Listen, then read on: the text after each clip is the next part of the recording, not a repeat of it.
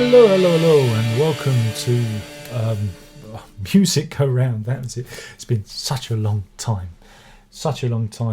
And we're doing Paul McCartney's and Linda McCartney. Must get this right. Paul and Linda McCartney's Ram album, and it's the first album they did together, or at least credited together.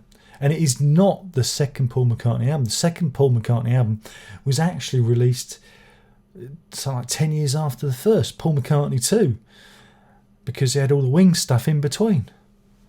That's a fact, that is a music fact, so you can take that one to the bank. This was originally released 17th of May 1971 in the US and 21st of May 1971 in the UK. Those were the days when things were released at different times. Or I wasn't there.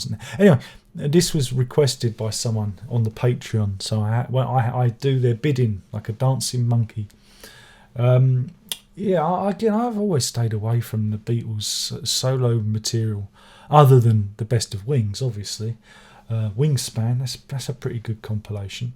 I thought, okay, we'll do this. I mean, I'm familiar with it. Again, the problem with the Beatles and their associated acts is you are familiar with some of their material, the solo material, because you hear it on the radio or via single releases and whatnot. But I do keep my distance from their solo career because, you see, I'm the guy that thinks the Frog Chorus by McCartney is the peak of his career. So, you shouldn't listen to me when it comes to music. I'm the last person you should listen to when it comes to music. Paul quote. This is like I say, this is a Paul and Linda McCartney album, and again, it was reviled at the time. Everybody hated it, even the Beatles hated it. They did. Nobody liked this record, and I can't understand why. Because I enjoyed it. I mean, it's not the greatest record in the world.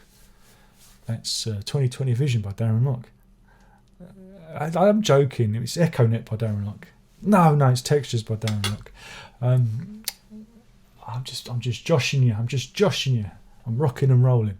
Opens with Too Many People, which again I think Lennon took as an affront, because again it's about greed. It's about people wanting more and more and more and more. And that's what caused Lennon to write "How Do You Sleep at Night" and whatnot. And you know all about that stuff. You know about how bitter they were. It's all about the money, isn't it? It's all about the money, and we heard about that on Abbey Road. McCartney was hinting at that. You don't give me your money. The old was it Alan Klein, Apple Core stuff. It's all about money. And then it's the thing about the record is McCartney has kind of, on this one, he swings between kind of all the things that you know him for. It's again, what got me is the schizophrenic nature of Paul McCartney. I mean, he's a genius. He really is a bona fide genius. And after listening to this, I listened to the Wings' greatest hits, obviously,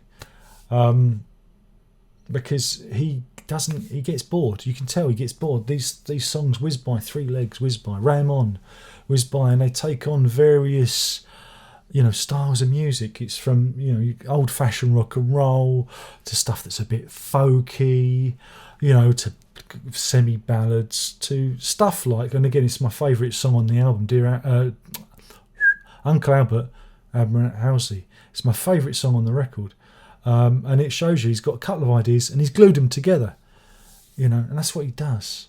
And I really like that song, and it's worth listening to the album just for that song. I just think I like it.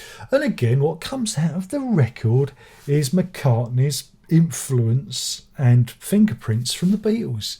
You see what a major player he was in terms of arrangement, ideas, lyrics. You can tell his contribution, and it is writ here because he's not hiding it. He's not pretending to be anyone else than, hey, I'm that guy from the Beatles. I'm Paul McCartney, and that's what you get here. Um, Smile Away, Delightfully Daft. Again, it's a daft album. You can't take this record seriously because there are bits on it. Was it Monkberry Moon Delight as well? Eat at Home. Backseat of My Car. Again, it's a bit of like an old-fashioned rock and roller. You know, it's not an album that you can sit and stroke your beard at. It's McCartney having fun, and you go with it, and it's fun. And what I liked about it is it's got this kind of really rough and ready production. It doesn't sound like it was recorded in 1971. It sounds like it could have been done in a garage last week. It's got a real immediacy to it, with the production on the rockier tracks, obviously. So yeah, I mean,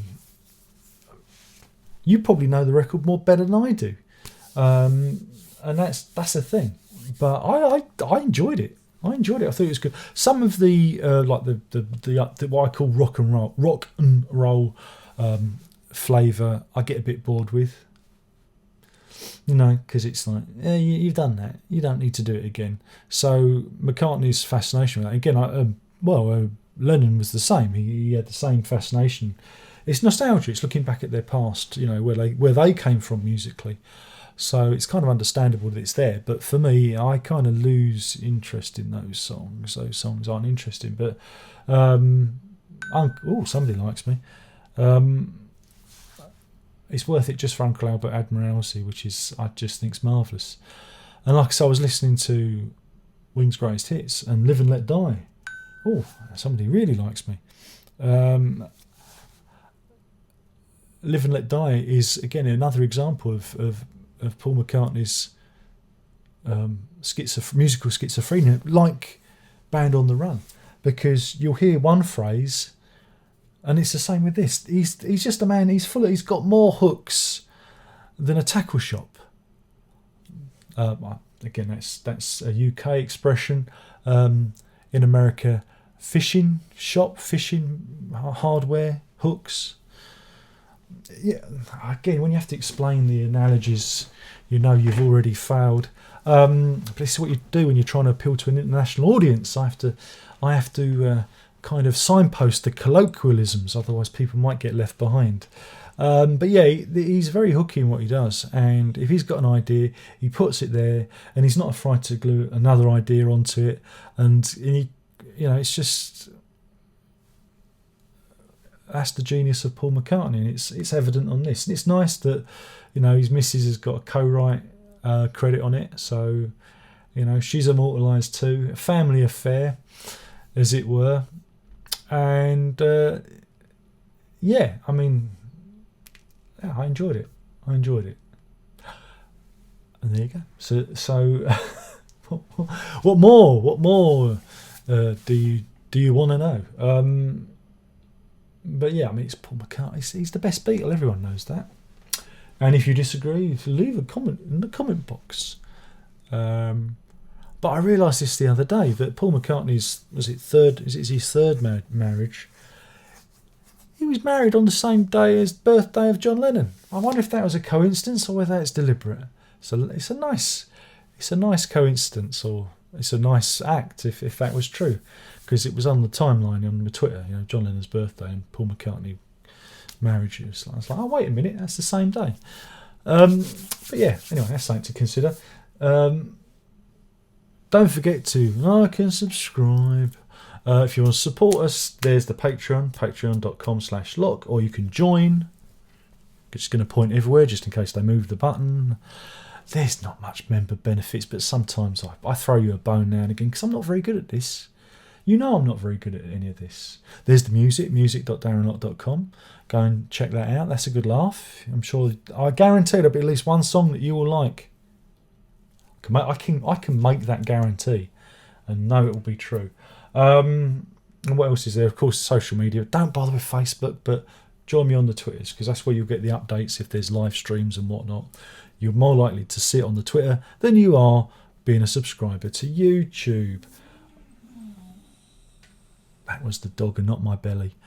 And I think with that, we've done all right. Again, if you are a patron or you want to be a patron, if you're on a certain tier, you can demand, and that's the same with being a member. You can demand that I review stuff, and that's how we got those amazing, brilliant Grobschnitt reviews, because Max wanted them, and you could be like this guy wanted Ram. You could, cross my palm with silver. I do anything for money.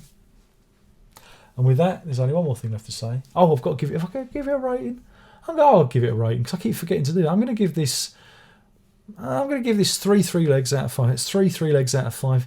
Some of the rocky stuff I know, but I love it for Uncle Albert Admiral Alcy. I love that song. It's brilliant. And with that, there's only one more thing left to say, and that is ta-da!